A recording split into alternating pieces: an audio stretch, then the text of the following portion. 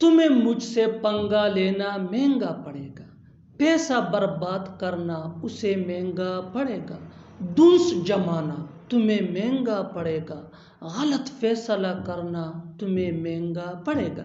इन जुमलों को गौर से देखो। ऐसे जुमले हम अपने डे टू डे लाइफ यानी रोज़मर्रा ज़िंदगी में ज़रूर बोलते या सुनते हैं। ऐसे जुमले हमें रोज़ बोलने या सुनने को मिलते हैं अपने डे टू डे लाइफ में। इन जुमलों में हम कह रहे हैं महंगा पड़ेगा, जो हर सेंटेंस में बार बार रिपीट हो रहा है, हर जुमले में कॉमन है। इसके लिए आपको यूज़ करना होगा इंग्लिश में विल हैव टू पे।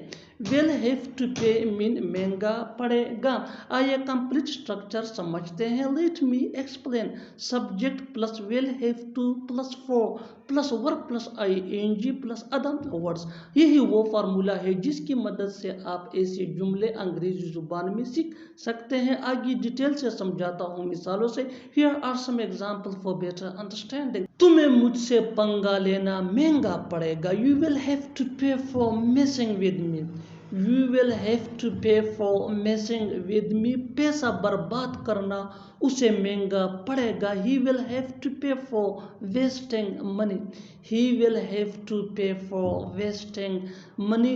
दुंस जमाना तुम्हें महंगा पड़ेगा। You will have to pay for bossing around. You will have to pay for bossing around. गलत फैसला करना तुम्हें महंगा पड़ेगा। You will have to pay for making wrong decision.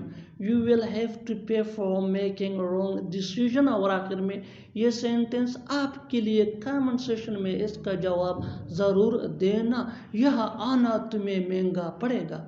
यहाँ आना तुम्हें महंगा पड़ेगा। Subscribe to English PS for more advanced English sentence structure. Thanks man.